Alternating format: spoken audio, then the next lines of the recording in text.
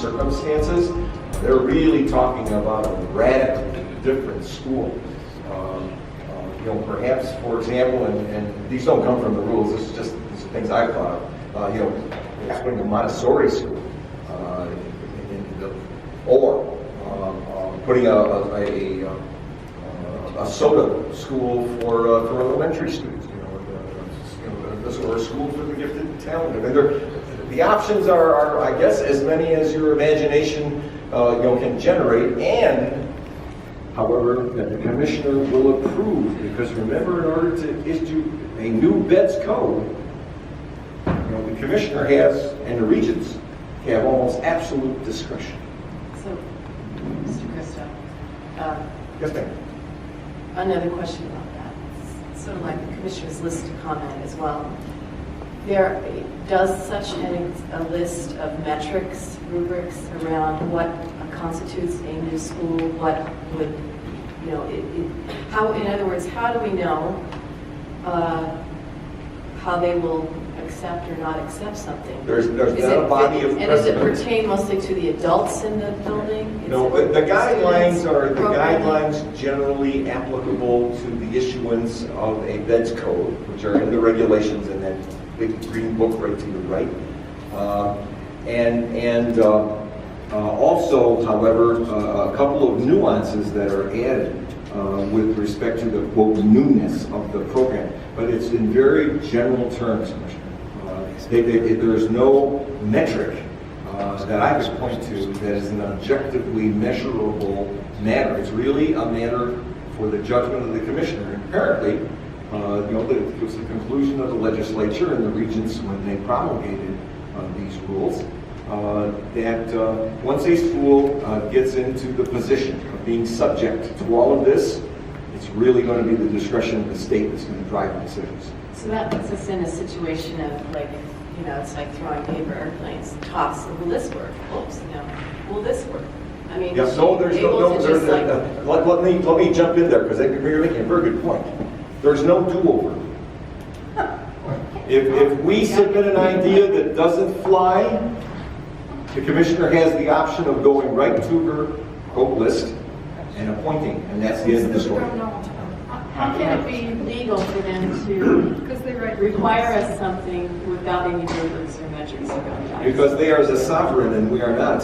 Which is a trite answer, forgive me for that, but it is literally true. President Washington, Commissioner Adams. Yeah, I would just note, and I don't know, a lot of people have the assumption that localities provide for education and it's our power. It's not.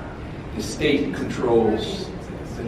We're an arm of the state, so they can literally do what they want. A school district is a municipal entity of delegated authority.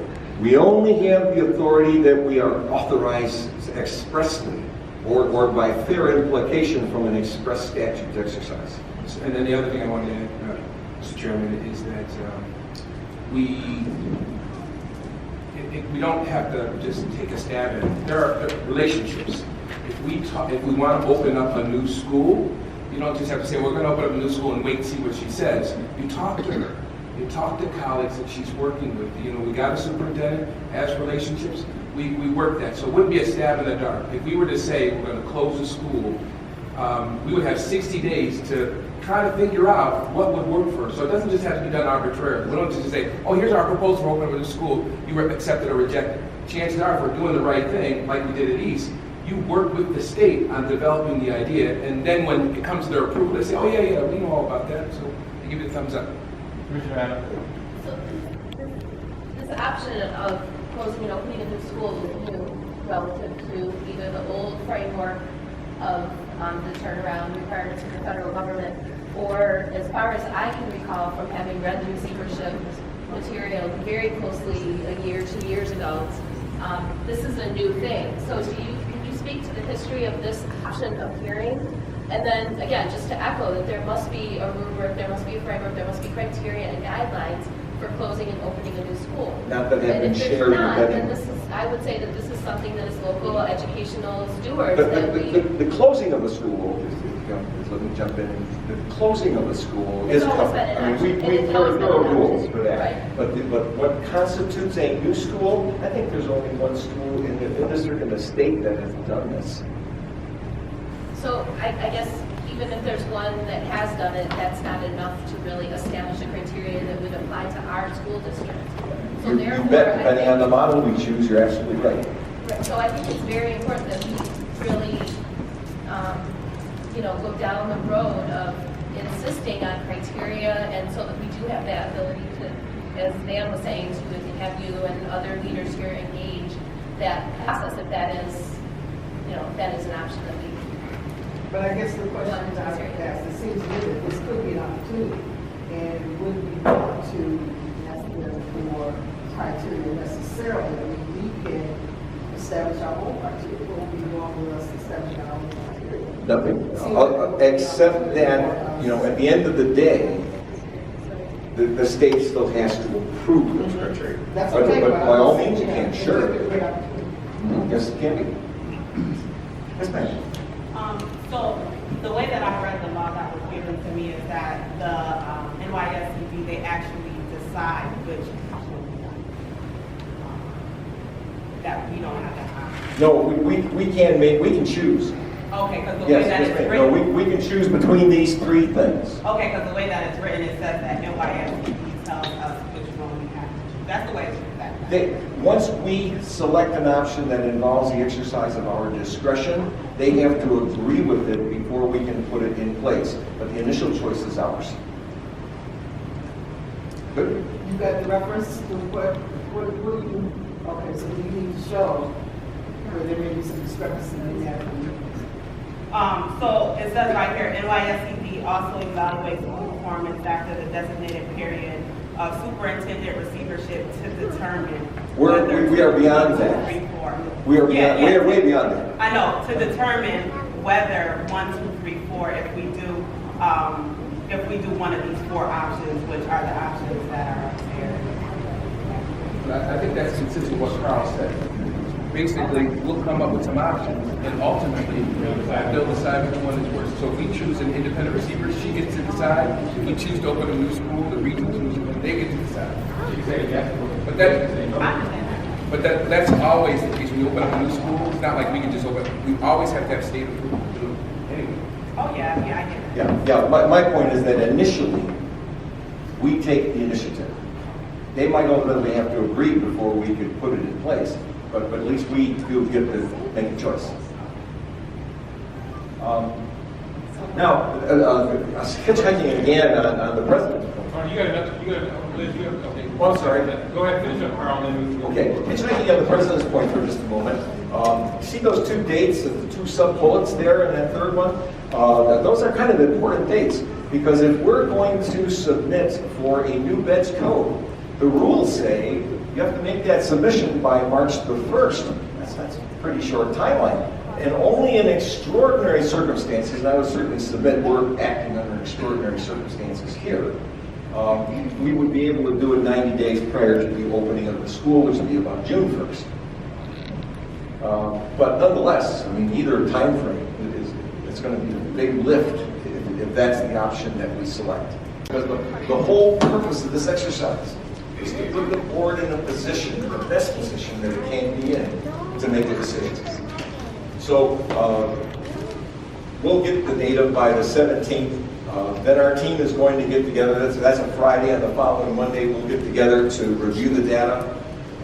We'll then, once we arrive at what the pros and cons of the various options are, we'll do some technical writing with respect to each of the proposals so that you have hopefully a full picture of all 3 options. As opposed to our just saying, well, all right, this is the option. We will make a presentation to the superintendent of the proposed options on the 24th. The superintendent will also want to work them. Excuse me, not on the 24th, forgive me. On the regular timeline, the 27th, this is where we begin to depart. You'll see that the dates here are different now. The 27th and the 24th. It'd be the 24th if we have to count from October 26th. Plan B. That's Plan B, right. We have to count from the earlier date, the 24th, we'll be making our presentation, and it'll be finalized by the 30th, between the superintendent working with the team of folks who are putting this together, and we would be prepared to present on day 36 to the board. That is if we're counting from the early date. If we're counting from October 31st, we've already identified, and the board has on its calendar, a meeting for December 5th. So I sort of have to make a suggestion to the board, if you would. I think it would be to the board's benefit to let us know whether or not these alternative dates, particularly the December 1st date, will work for you. Because you will then have, and let me put it another way, if we go to day 40, which is the December 5th, you will essentially not have the option to appoint a receiver that you choose, because you would not have the opportunity to vet the credentials, do all the things you have to do to put together a whole package to submit to the state, which has to be done 40 days out. So that's why I'm suggesting you please consider the alternative. Now, I'm hoping I get a good answer from ECD tomorrow. But if not, I would ask that the board please consider day 36, because that'll at least give 5 days, for the board to react and vet a candidate if that's what the board wants. Being that December 5th is a Friday, in my sense, it's going to go to 30. As a presentation to the DO. Because there's no way you should be able to get it done. There's no way in heck. I said heck. You get your heck. No way in heck that would happen. There wouldn't, no way. Well, this is the thing, though, let me jump in at that point. It won't have to be, quote, done. All that has to happen that day is you pick the option. I'm not talking about implementing it. Right. We're just saying this is the direction in which we're going to go. I'm even thinking the option. That's a short Well, see, you compared it to East, and with East, that was, we constructed that from scratch. That the whole deal had to be done. But even in conversations, that took, let alone, you already missed the time of day, Yep. too. So, you got that. Commissioner Powell, Commissioner Adams. Commissioner Adams. No, I would just say that recalling these, that there was a dialogue back and forth that did allow extensive increases in the time for planning, and there was back and forth, and there's no reason why we shouldn't insist on the same. To Mr. Elliott's point in terms of, you do have to stand up and say, and insist it to some extent. Yes, we have to get approvals. Yes, we're operating within the law, but similar to what we did with East, we do have to stand up and be assertive and report accurately impossibilities that are being presented to us, and then at the same time present highly informed, high-quality plans in a dialogue. That is only reasonable, and I think that we should operate with those assumptions. That's how we operate. That's how we dialogue, and we would need extended time. Especially if this board is, we're going to have to have more intensive dialogue immediately, tonight and ongoingly. But if we were to decide to pursue one of the receivership, one of the independent receiver categories, we would have to hear from them. We would have to have a dialogue and hear presentation, hear the quality of where they're coming from. That would be a very intensive process, and it would require time, and it would require back and forth. And if we don't operate with those expectations, I don't think we can be successful. Commissioner Powell, now, Chair Frank. Carlos said that in the time between now and November 30th, or December 1st, or December 5th, the district administration would be looking at all alternatives, not just the receivership option, but closing the school option and the closed open option.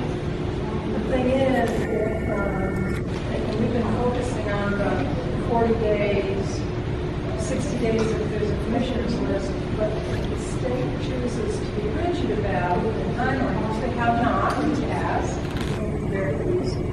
But the state chose to be rigid about this, what they really would be doing is taking away the independent receiver option potentially altogether, because if they say, no, you had your 40 days, that is over with, we can always answer that, well, we're not going to take just anybody you throw at us either. We'll just look at the other two options, thank you very much. We do still have some response. At the end of the day, if the state intends to be rigid and we do not comply with the timelines and we do not get an extension, the commissioner has the authority to simply appoint notwithstanding. We are at a different point than we ever have been in this district before. What I'm saying is that when the district makes its presentation, let's say I'm just for simplicity's sake, and it's clear that the state is not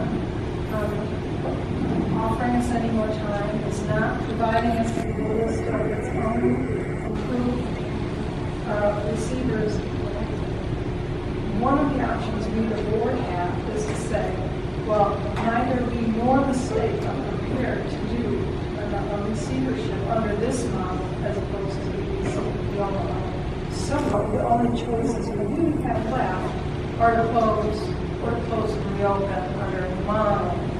And in doing so, deny the commissioner the option of her additional 20 days. It's a game of chess, folks. We have to look at what their next move is too. Thank you. Parent representative. Here, on the prospects of Thank you. And I'm screaming inside my head because it's almost like there's no options.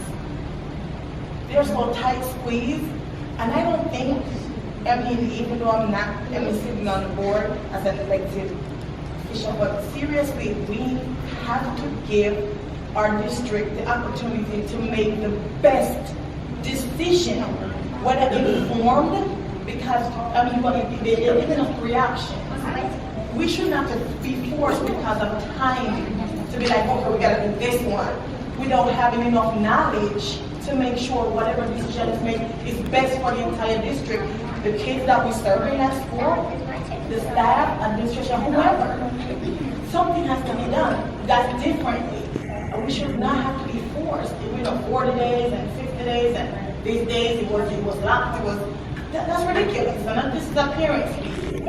It makes no sense to me. In order for them to make the best informed decision, there's so many areas that have to be addressed.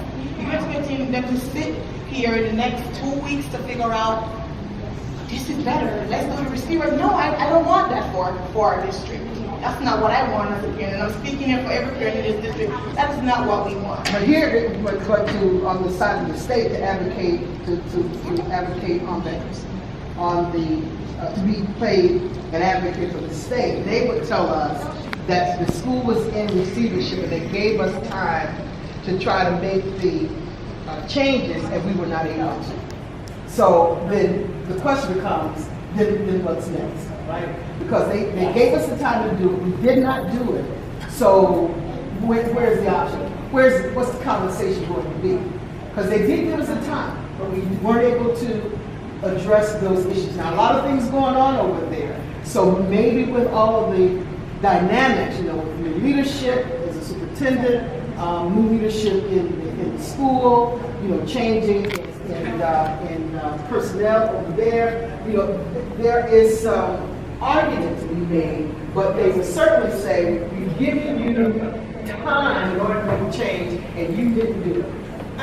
So that's all I'm saying is that that's how we have to frame the conversation from my perspective. No, and I get that that's what they expect because I listen to other schools not being able to, and I understand that and I respect that, but in the same token, you still can't flip a coin.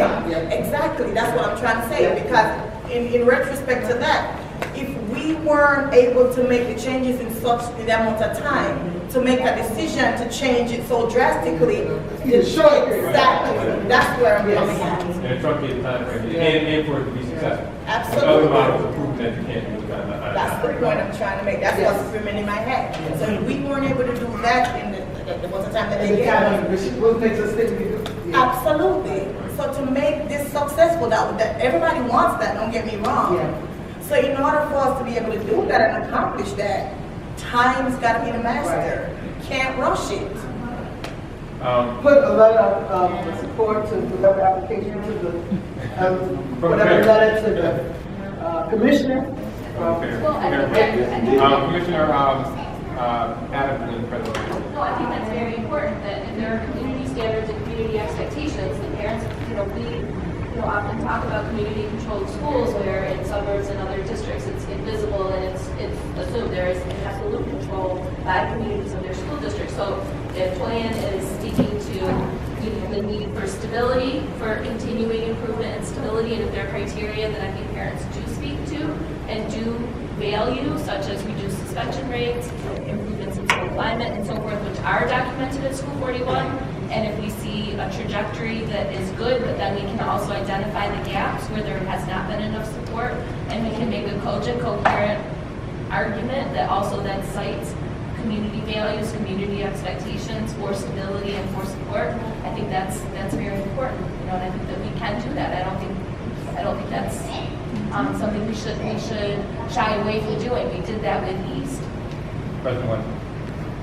The only concern I have about that approach is Barbara and her team, in my profession, you would say they made the best closing argument they could make. All the stuff you all are talking about in terms of the progress that has been made by this team here over the last year or two, she's made that argument before. And so I'm not saying we shouldn't try again. And one of my questions was going to be, Carl, this is all about relationships. We just ask for more time. We may have to just ask for more time. Certainly she has the discretion to give us more time. But I wouldn't put all of our eggs in that basket. We're going to present all the good work that they did this last coming year and the progress that they made in reducing suspension. Because Barbara and her team made that argument and the commissioner flatly rejected it. So we could try again, but we should not, given these timeframes and the complete and absolute control that New York State has over local schools, make no mistake about it, we do not control this game. It is their, constitutionally, they provide for the education of our kids. As Carl said, we are just their agents. So, we can make that argument again. I'm convinced Barbara has made it and her team have made it, but I think we have to operate within this time frame. And also, I would emphasize again, we have to take opportunities to use our relationships to see if we can get extensions, to see if we can understand in advance what their needs are to open up a new school or whatever else the board decides to do. Thank you. Okay, Carl, anything else on the timeline? No, I'm pretty well finished with the timeline. If there are no other questions, we'll turn to the data. Okay. Oh, yes, in terms of the work plan, just to show you where we are. We're down to about this point. These requests have been made, they're pending. As soon as the data is retrieved, we'll be in good shape there, and these guys will turn to green. And then we're down to the very last piece, technical writing, the presentation of the proposed options, the finalization of those, and then the presentation. Those, of course, are in the red because none of that has started as yet. Okay. Now, at this point is where I'm going to ask for the board's input. We got together and brainstormed trying to identify everything that we think the board needs to know. Now, there are several slides with respect to that, so don't think that this is the only piece. I'm going to go through them all. But as we go along, perhaps to engage in the process as we did, we started with each option and said, okay, if we close, what do we have to know to make that an informed decision? And then we went to the next one, close and reconstitute, and we went to the last one. So as we went through that brainstorming, I would suggest perhaps that might be a structured way for the board to approach it too, or for you to think through it with us. So with respect to data needed for review, of course the current enrollment at the school is awfully important. How large is it? What are the grade configurations? What percentage of kids come from within the neighborhood? Do we have a breakdown between students with special needs and bilingual students? Where would the school students attend school if they don't attend at 41? mean, all of those things, we have to try and identify and be able to show in some kind of palpable form to the board so that you have an idea, for example, if you were to close the school, really what are our options? What do we do with the students? So that's the first piece on current enrollment. Next one, please. Okay, then of course we also have to look at the teachers and the non-instructional staff of the school. How long have they been there? What kind of experience do they have? How long have they been with our system? Are there any special negotiations needs that need to be addressed in order to effectuate a good transfer process? Like I said, no one's ever gone through this before. I'm not sure that the part is, that's a big one. I have heard that the state intends to put that on the district. I've heard that. I don't know that that's really a viable option for the state. As I look at the rules that are applicable to this, the state would have to identify a budget line associated with that. If we were to negotiate a longer day, a longer year, perhaps for professional development of the new staff with respect to the new curriculum, there obviously will be costs associated with that.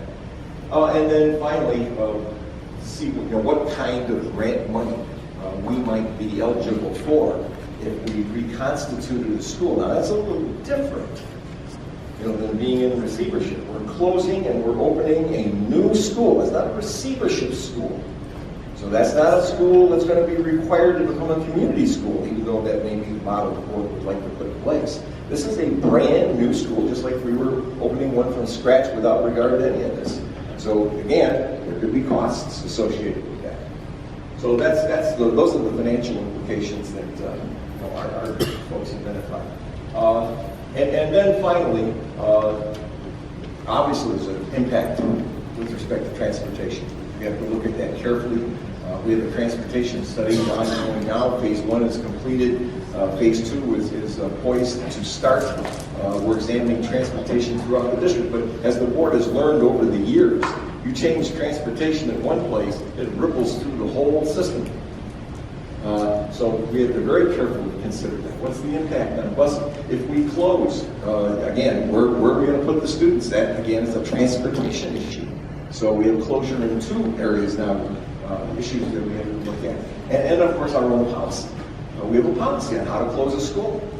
The policy is waivable, incidentally. Expressly in the policy, the board said, if the circumstances are right, we can waive, some or all of these steps. So we have to look at the policy from that standpoint, because, obviously we're obliged to comply with our own policies. But in this case, we do have a little discretion. We can waive that policy. Building space considerations, again, if we have some new program, as I said before, to the financial implications, if we have to reconfigure it, okay, how do we reconfigure? What's the best reconfiguration? How long are we going to look into the future with respect to reconfiguration? All of those issues. And then there are a number of other considerations. For example, in terms of accountability, how are we going to measure the success of this new school, for example, that were the route that we chose? Or how are we going to measure the success of any of the options for that matter?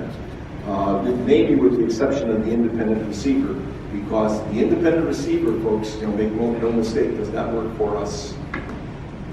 Even though the state may try and have us pay for it, does not work for us. The contract expressly is between the receiver and the Commissioner of Education.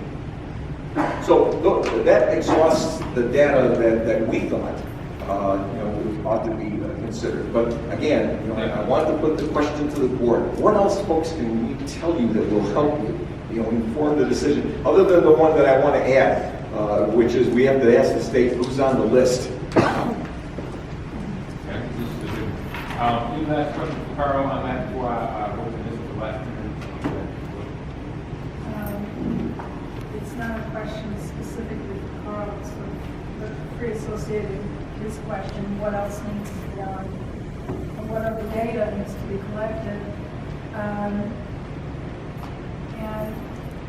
only tangentially related, it occurs to me that the superintendent's path forward work is going to be directly impacted by this because it's all about, a whole lot of her work has to do with capacity, building capacity, zone capacity, and here we are talking about throwing the sum total of teachers and students in one school up in the air, potentially, right? I mean, so now you've got to look at, your path forward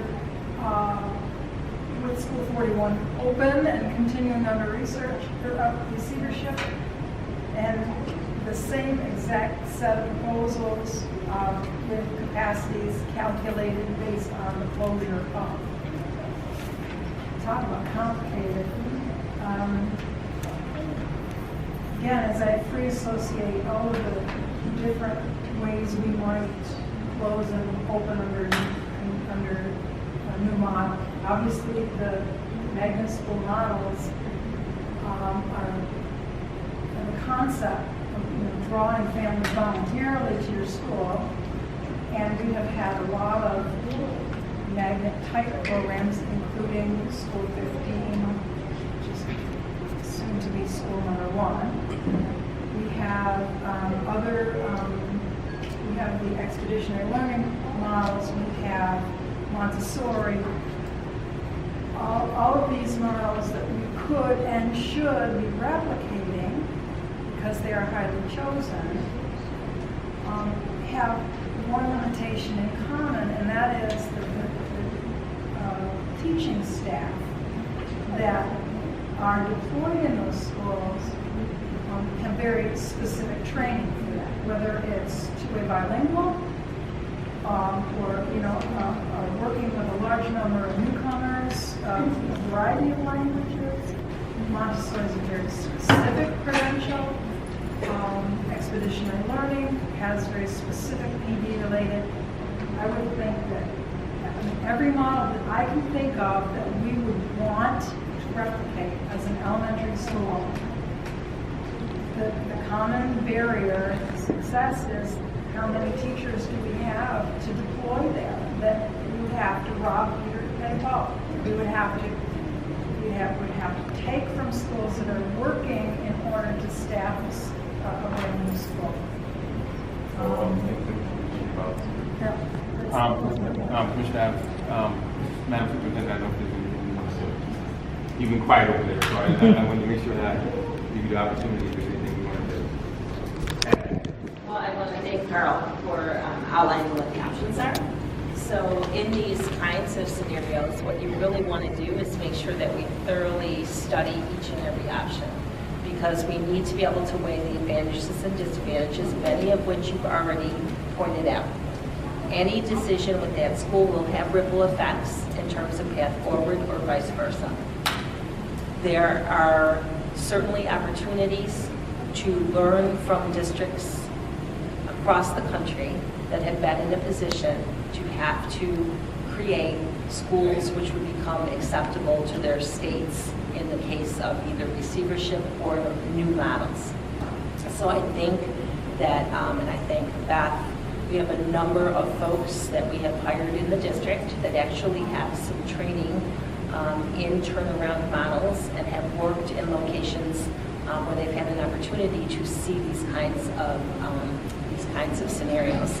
So while we don't have a specific recommendation or specific information about New York State per se, we can be informed by what some of these successful schools have looked like long-term in other locations. We also could be informed by what has not worked in other locations. So I think what we know is that whatever we do, we need to be very, very much aware of the local conditions and the things that are strengths and bright spots about Rochester, and to see this as an opportunity to renew our commitment to serving each and every child and family in this district. And as Commissioner Elliott said, while it may feel that the receiver is the sort of big looming decision, there's an opportunity if we can move rapidly and very, very strategically and skillfully, I would add, to create something that would be acceptable to the state.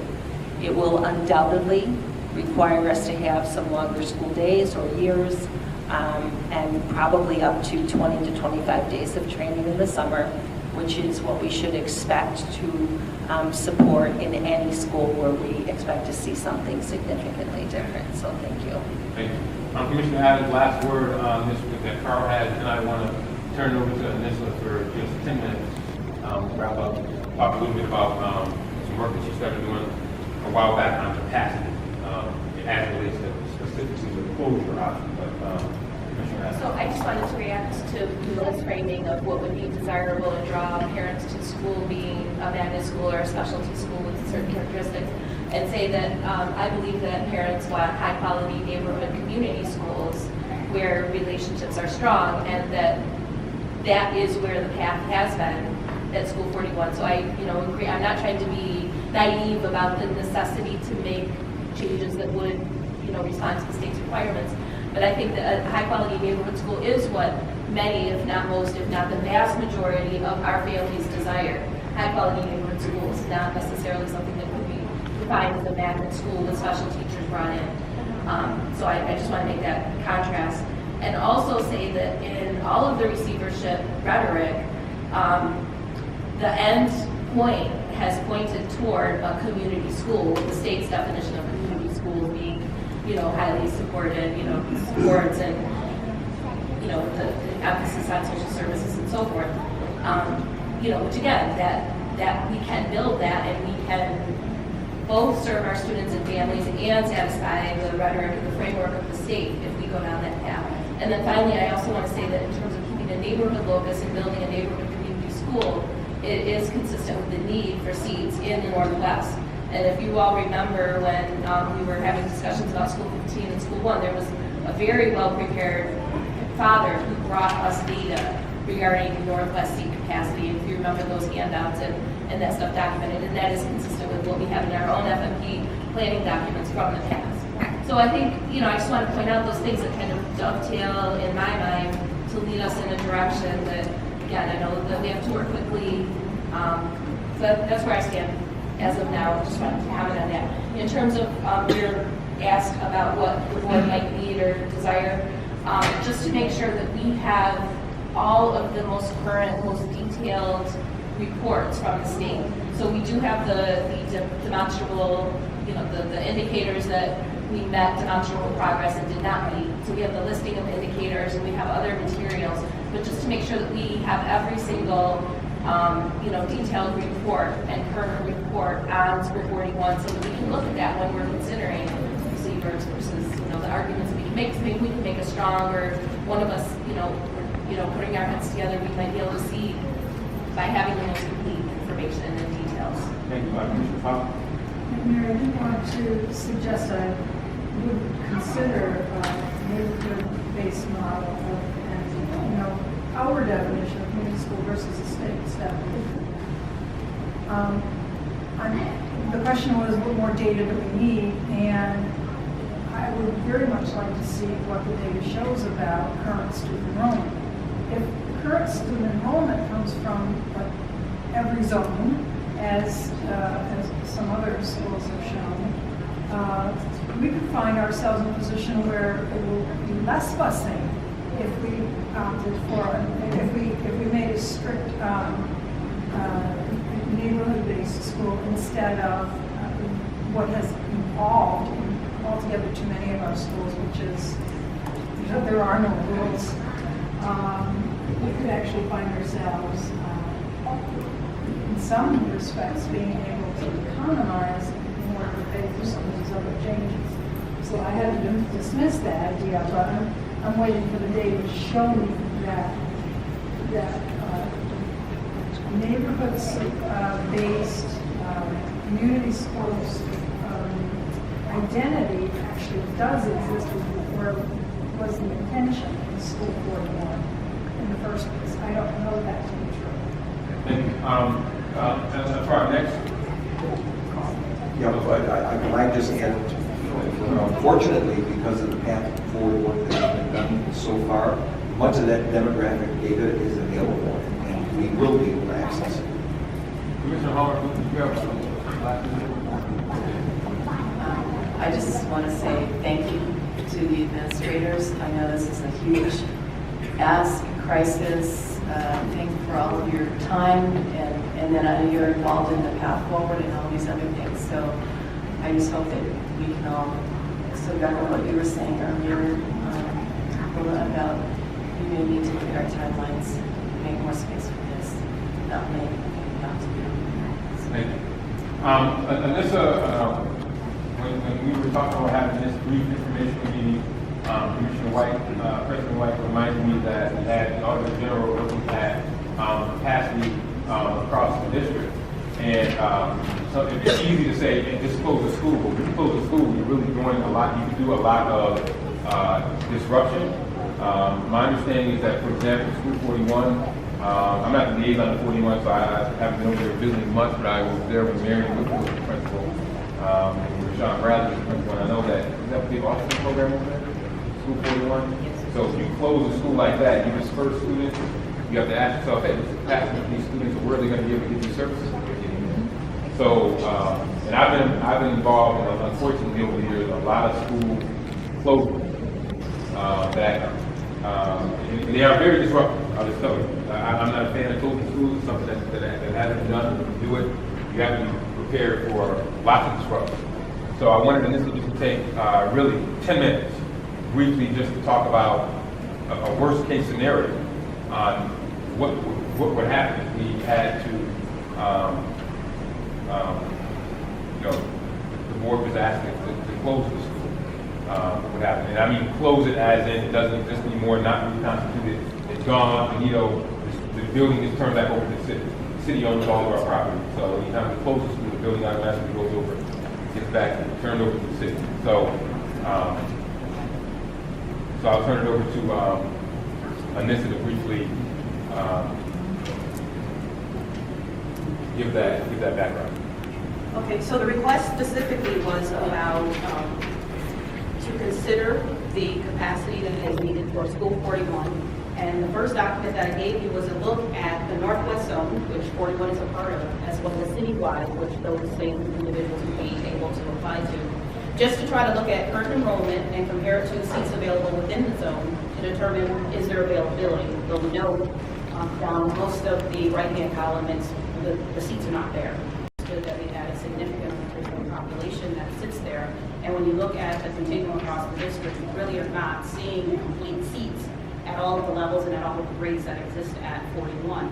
So that would generally be problematic. This was very simplistic from the standpoint that we really did not pull the data and start looking at the demographic information for location of students, and really just said, let's just play the seat game. Can they actually sit down in the building, and can we find a place to put them?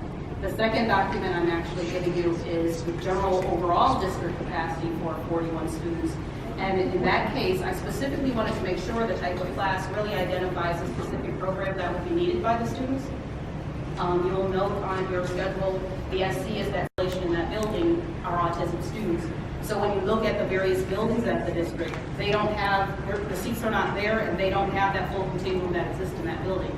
So the challenge really is you're going to have a real special ed issue. We already knew we had special ed challenges, but specific to this population, you're going to have an issue with that autism spectrum. And so that is going to really be an issue across the district if that was considered.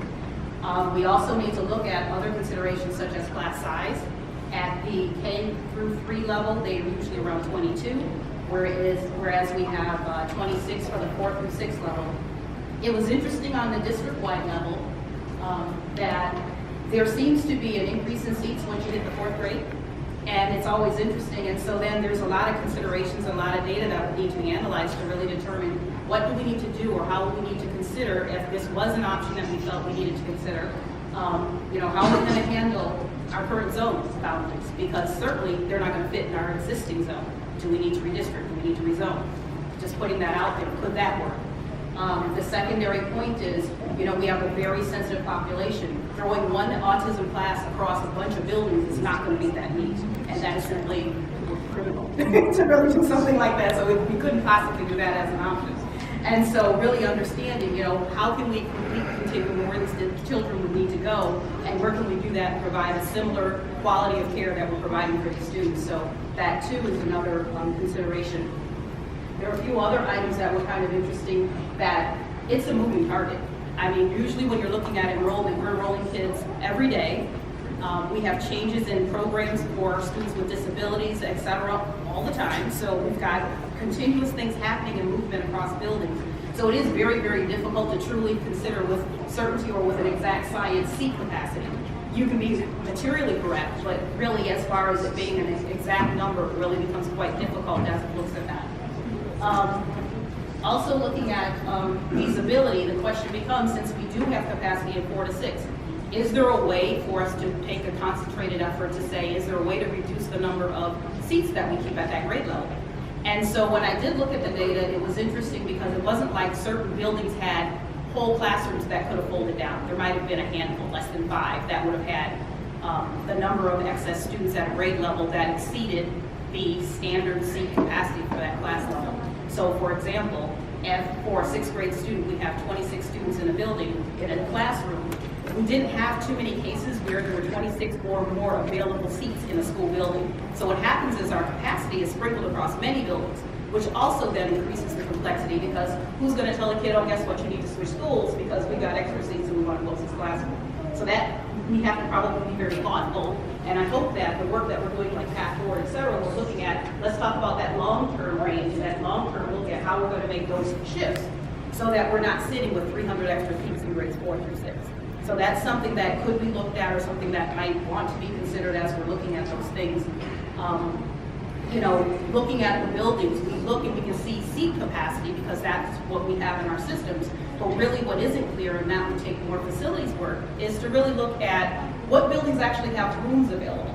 And now, every time there's space, it's very funny because anyone gives me an extra room in the house, I'm sure I'm going to purpose it for something. I promise you, I will find something to do with that room. So the question really becomes across the district, where do we really have rooms for an additional class? We really need to know and understand that as we look at these options and we really look to see what happens. The other thought is just a holistic approach when we start talking about our students with disabilities to make sure that the availability of seats is available district-wide in various areas. And then in particular, as it relates to School 41, this autism population. Where is there going to be a complete continuum across zones, across buildings, so that if I had a student that really needed to be cared for in a certain way, I'm not going to be popping them around school buildings. I'm just not going to do that every 2 or 3 years. That would be extremely disruptive to the child and the family. So those are the 2 key things in the interest of time that I was having. I had some highlights that I noticed. There's some great information that is on our website.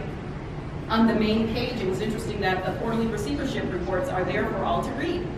What quality reading? Now, probably only an auditor would sit and read cover to cover, but I've got to tell you, there's some really great content that's out there that are in those reports. We're ready to read it over Thanksgiving, along with the recap report. But that's okay, because I know the board is busy reading their CAFR, and they have their answers. That's right.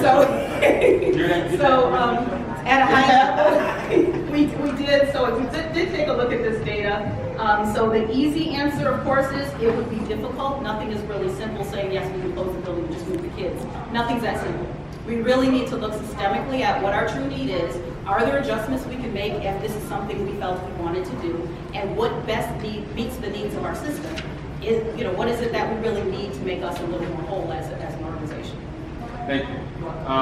Any questions for this? Again, she's just giving this at a very high level, and obviously the superintendent will give a much broader sketch. But Thank you. The capacity question, a fascinating one that has had implications over the years. And when we did school choice, very careful study was done. Facilities capacity, specifically, you mentioned the difference between current capacity in terms of how many students per teacher. Okay, that's what you led with, but then you circled around and said how many rooms do we have available. Once upon a time, it was the rooms that we had calculated. But over time, in efforts to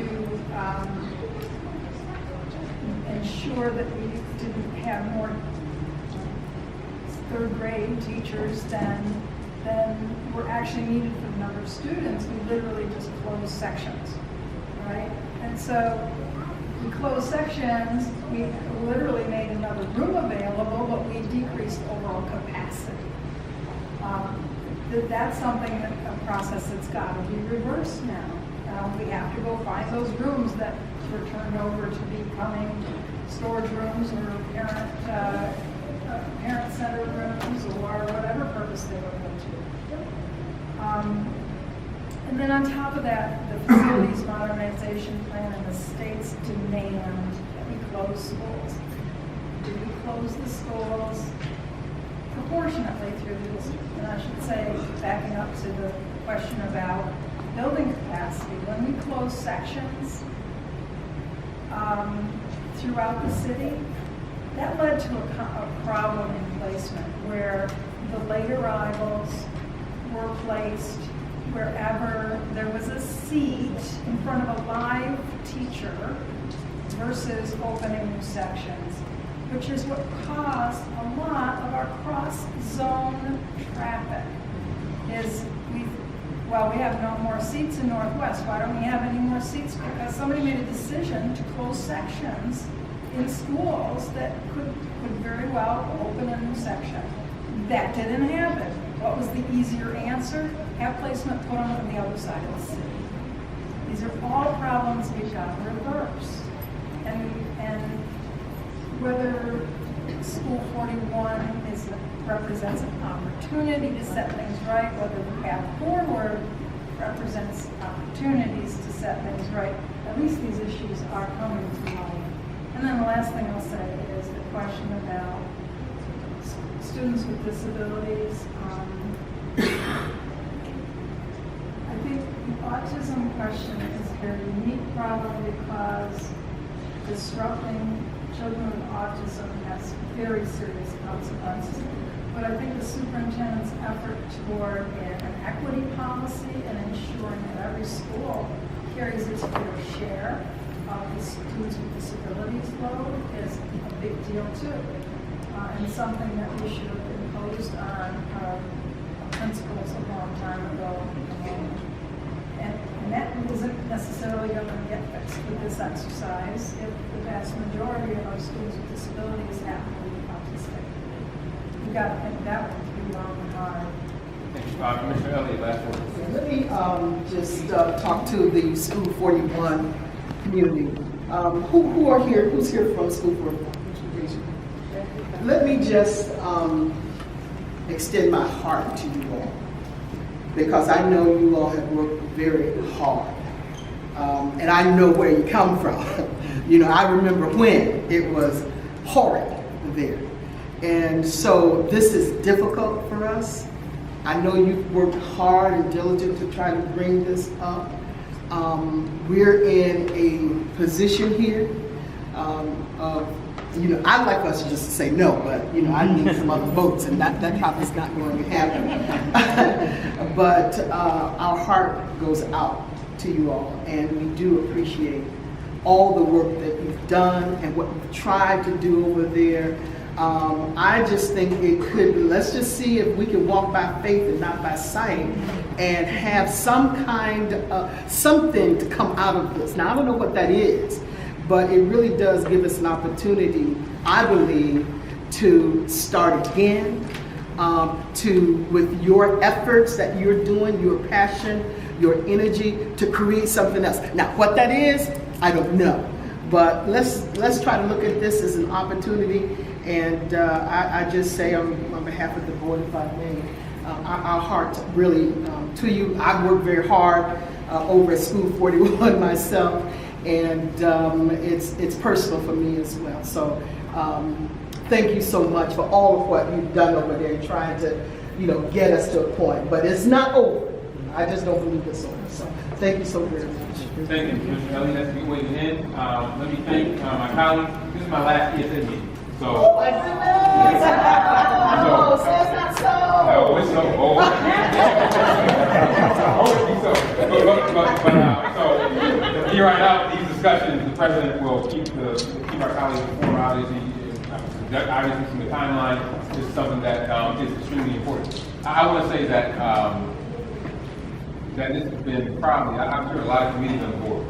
I mean, I started out with community board governance, community and governmental relations. I started the audit committee, but ESA, and President White told me this when I was taking over ESA, he said, man, that committee is heavy. So this is a heavy committee in terms of what we see throughout. So I hope that the board will continue to have these types of conversations throughout this committee as the board progresses on, particularly over next year, because of the path forward and all the other stuff that's coming down the pipe, you're going to need to have these type of conversations and these types of settings that you're not going to be able to have in a board meeting when you're dealing with 500 other resolutions. So I really hope this committee continue to be a place where these types of conversations continue to have. Commissioner Power talked about seat capacity for 2 hours. So working with the parents rep, Toyin Anderson, and I'm sure everyone agrees with me. Toyin was a part of the Parent Leadership Training Institute. It was a great part because of her, and it's been great to have a fun, engaging parent rep on this committee. Not many other boards of education do. In fact, I don't think any other board of education does that locally. Having a parent rep, it's been great having a parent rep. So thank you. With that, we stand adjourned unless there's any other business for the good of the order. If I could just say real quick. Mr. President. Because I think Commissioner Hallmark raised a point that it's got to be in everybody's mind. What's next? Right, okay. We will have some follow-up. We'll digest this. You cannot be caught without options. That doesn't mean we have to go with that. So I can't answer, and I don't know that anybody here can answer your question, Commissioner Hallmark. It's a good question. What happens next? We'll be talking collectively over the phone, by email. We'll be anticipating our meeting with Barbara, but there'll be other stuff going on. Because I heard a conversation about opening up a new school, closing down a new school. I think we can and should be talking about those ideas as we await Barbara's presentation. But again, everybody, this is new for everybody. Nobody likes a time frame, but it's what we're left with. And as Vice President Elliott says, we'll get through this. We do. And how we will get through this, I'm confident of this. As we talk about, what the commissioner can do, it is about relationships. It is absolutely about relationships. Yesterday, I met with Joe Morelli. We discussed this conversation in confidence, and I believe that through relationships, we can work this thing out. It won't be what people optimally want, but as you guys do your great job at 41 School, you do it through relationships. We have to do our job, not through the statute, not through regulations, because all that stuff is fungible, all can be moved around. We do it through relationships, and I'm confident we'll get through this. And by the way, let's not forget, we had 14 schools under receivership. We're down to 10, and only one at this particular point is subject to receivership. It's a good school. You guys did some great work, but only one was subject to receivership. And as you know, my tradition, you got to end on good news. That is good news. That is good news. We got to use those relationships because Barbara tells me we got 2 in the pipeline. We cannot be sitting here next year having the same conversation. So, Commissioner Hallmark and to the rest of you, we'll talk some more about this. Thank you. Thank you very much. We adjourn. Thank you.